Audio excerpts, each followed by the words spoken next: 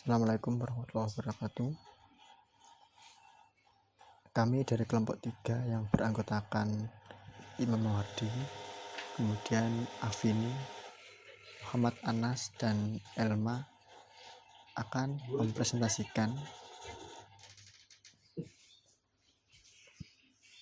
perkuliahan sore hari ini yang berjudul Antropologi Agama Kharisma Max Weber.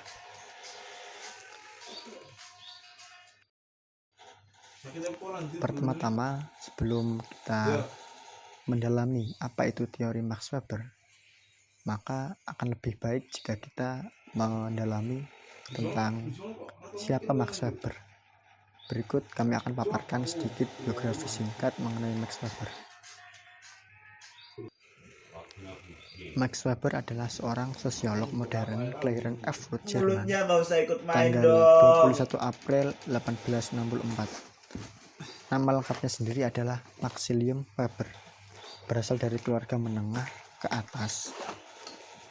Kedua orang tuanya berlatar belakang berbeda, yakni ayahnya seorang pemikir dan politikus, sedangkan ibunya adalah seorang Calvinis soleh atau seorang yang religius, atau kalau dalam Islam bisa kita sebut dengan istilah wanita yang sangat solehah, sangat agamis. Nah, dari kedua kecenderungan yang berbeda itulah yang nantinya membentuk Max Weber menjadi seorang pemikir.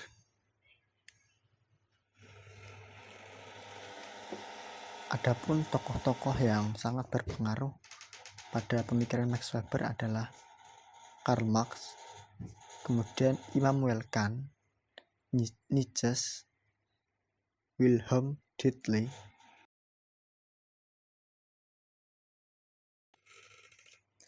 Max Weber memberikan sumbangsih banyak terhadap perkembangan teori-teori, di antaranya dalam teori sosiologi seperti teori etika Protestan dan kapitalisme, kemudian rasionalisasi, tindakan sosial, birokrasi, dan sosiologi agama.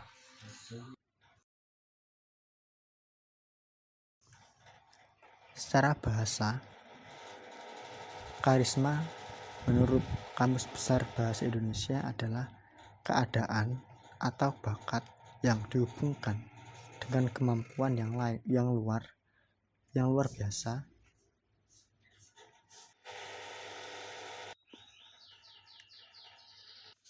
Jadi, dalam Kamus Besar Bahasa Indonesia tersebut dijelaskan bahwasanya karisma ini adalah atribut atau pakaian yang menempel pada jiwa kita, jiwa seorang pemimpin, yang dimana jika seseorang atau masyarakat melihat kita, maka dia akan terpengaruh dan memiliki rasa penghormatan yang tinggi terhadap kita sebagai seorang pemimpin. Sedangkan jika kita tilik arti bahasa dari karisma ini berasal dari bahasa Yunani yang berarti karunia atau bakat khusus. Kemudian kita beralih ke bahasa Yunani terkait arti karisma. Arti karisma ini berasal dari bahasa Yunani yang berarti karunia atau bakat khusus. Orang yang berbakat khusus disebut juga karismatik, atau orang yang memiliki karisma itu bisa kita sebut dengan karismatik, seorang yang karismatik. Dalam kamus ilmiah populer, karisma diartikan sebagai wibawa atau kewibawaan atau karunia kelebihan dari Tuhan atau anugerah berupa kelebihan sesuatu atau kemampuan yang dimiliki oleh seseorang yang merupakan pemberian dari Tuhan. Dan secara terminologi, Weber mengungkapkan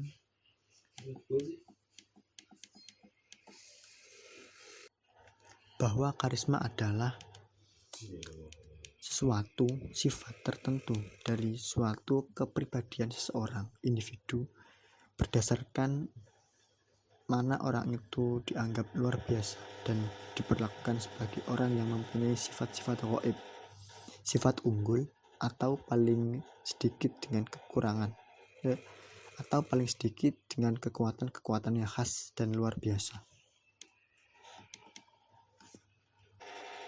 Oleh karena itu, dari pengertian di atas, seorang pribadi yang berkarisma atau memiliki karisma adalah seorang, lebih jelasnya, Weber mengartikan karisma sebagai gejala sosial yang terdapat pada waktu kebutuhan kuat muncul terhadap legitimasi otoritas.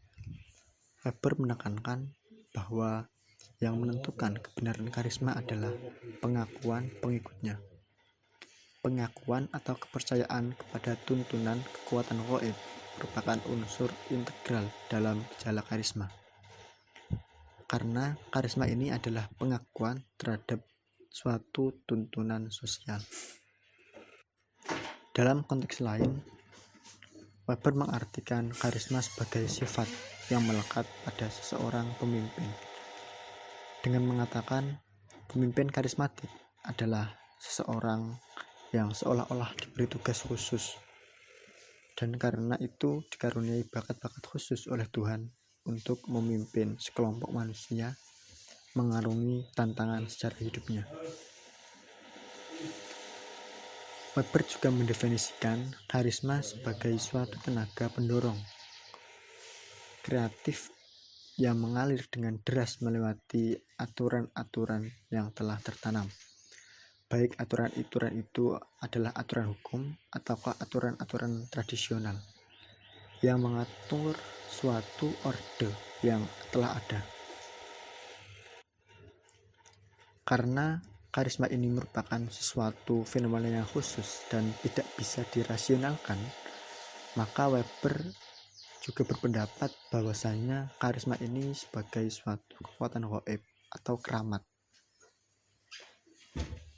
Dan karisma itu mempertahankan sifatnya dengan luar biasa.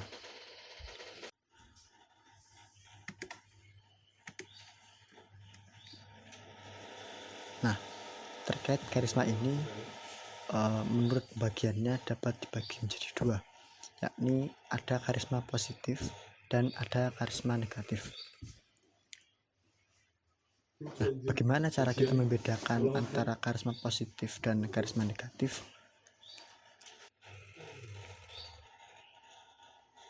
Akan kami jelaskan sedikit terkait apa itu karisma negatif dan karisma positif. Yang pertama adalah karisma negatif.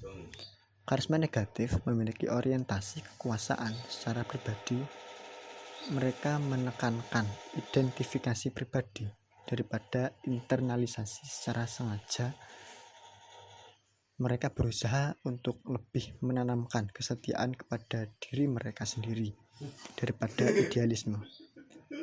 Mereka dapat menggunakan daya tarik ideologis tetapi hanya sebagai cara untuk memperoleh kekuasaan, di mana setelahnya ideologi ini diabaikan atau diubah secara sembarangan sesuai dengan sasaran pribadi pemimpin itu.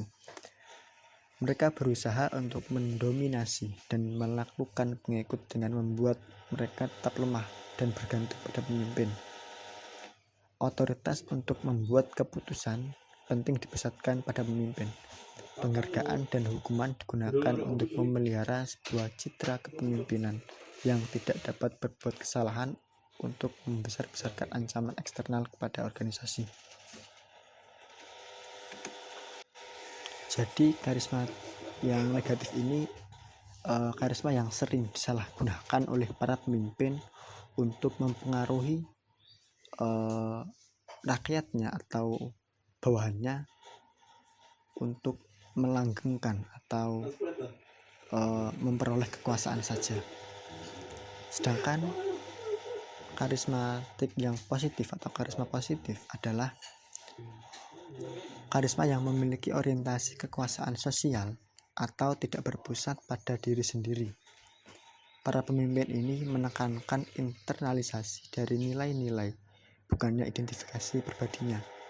Tetapi mereka berusaha untuk menanamkan kesetiaan kepada diri mereka sendiri. Otoritas didelegasikan hingga batas yang cukup besar. Informasi dibagikan secara terbuka, didorongnya partisipasi dalam keputusan, dan penghargaan digunakan untuk menguatkan perilaku yang konsisten dengan misi dan sasaran dari organisasi.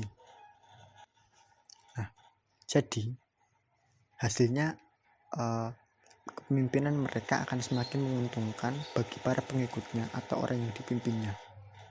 Jadi tidak hanya kepemimpinan yang menguntungkan dirinya sendiri, tapi juga menguntungkan orang-orang yang di bawahnya atau yang dipimpinnya.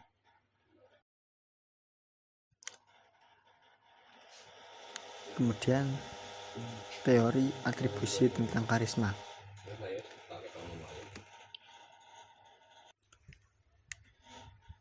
Conger dan Kanongo menyarankan sebuah teori tentang kepemimpinan karismatik yang didasarkan atas asumsi bahwa karisma adalah sebuah fenomena atribusi. Yang pertama adalah tentang perilaku-perilaku kepemimpinan. Conger dan Kanongo menyatakan bahwa atribusi karisma oleh para pengikut tergantung kepada beberapa aspek perilaku pemimpin. Perilaku-perilaku tersebut tidak diasumsikan pada semua pemimpin karismatik dengan tingkat tertentu pada situasi kepemimpinan. Adapun perilaku-perilaku pemimpin karismatik tersebut adalah sebagai berikut. Yang pertama, karisma dapat diatribusikan kepada para pemimpin yang membela sebuah visi yang sangat tidak sesuai dengan status quo, namun masih tetap berada dalam ruang gerak yang dapat diterima oleh para pengikut. Yang kedua, karisma akan diatribusikan kepada para pemimpin yang bertindak secara tidak konvensional untuk mencapai visi tersebut. Kemudian yang ketiga, para pemimpin akan tampak karismatik bila mereka membuat pengorbanan-pengorbanan bagi diri sendiri, mengambil resiko pribadi, dan mendatangkan biaya tinggi untuk mencapai visi yang mereka dukung.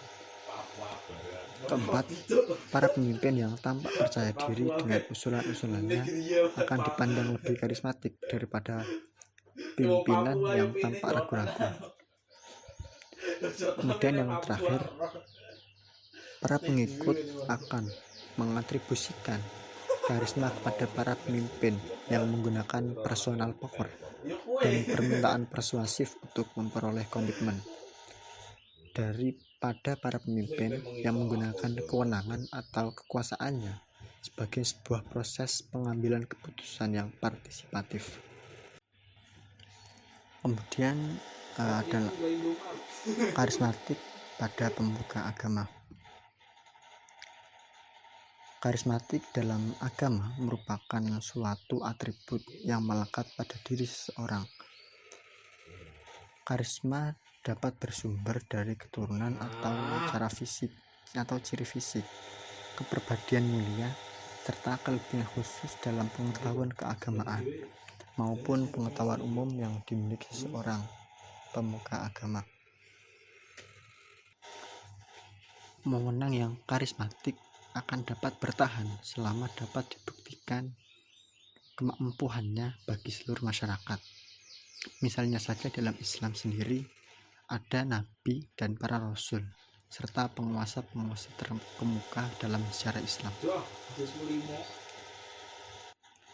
Para nabi serta para penguasa pada waktu itu mereka memiliki legitimasi atau kepercayaan pada masyarakat yang dimana rasa kepercayaan itu mereka dapatkan dari cara dia memimpin atau cara penguasa itu memimpin, kemudian menimbulkan rasa kepercayaan yang besar dari rakyatnya, sehingga rasa kepercayaan itulah yang kemudian mempengaruhi para masyarakat pada waktu itu sangat percaya dan mengagung-agungkan Rasulullah dan juga para pemimpin Islam dalam sejarah Islam. Begitu juga yang terjadi oleh para pemuka-pemuka agama seperti para kiai dan para ustadz-ustadz atau dai. mereka yang memiliki karisma akan sangat disanjung dan sangat dipercaya oleh masyarakat sebagai pemimpin yang memiliki pengaruh besar untuk merubah atau mempengaruhi masyarakat. Karisma terhadap pemuka agama ini sering kita temukan di pondok-pondok pesantren, yang dimana para kiai di pondok-pondok pesantren sangat dihormati dan disanjung terlebih oleh para santrinya. Di sini dapat kita temukan bahwasanya kiai di pondok pesantren mendapat karismanya atau mendapat kewibawaannya karena keilmuannya, kemudian karena perilakunya, kemudian karena kesolehannya, juga karena tirakatnya atau karena riyadhahnya. Atau jika kita melihat sosok kiai seperti Gus Dur, beliau sangat disanjung karena karomahnya, kemudian juga karena beliau juga seorang presiden. Jadi selain dipercaya sebagai pemuka agama atau tokoh agama Islam, beliau Gus Dur juga memiliki karisma sebagai seorang pemimpin negara.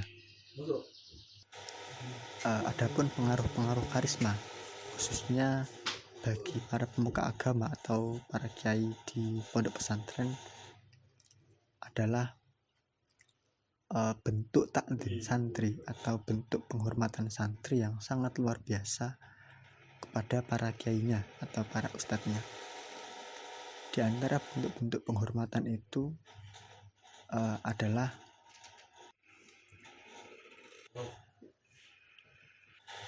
kemudian memudahkan atau membantu segala urusan yang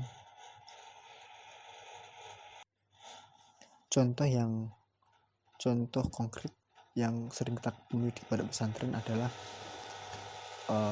para santri yang membalikkan alas kaki kiainya saat selesai ngaji atau ketika kiainya memasuki suatu majelis. Nah, ketika kiai selesai melepas alas kakinya, banyak para santri yang akan membalikkan alas kaki dari kiai itu untuk mempermudah dan sebagai bentuk penghormatan kepada kiainya oleh santri tersebut. Nah, hal itulah salah satu contoh bentuk pengaruh karisma yang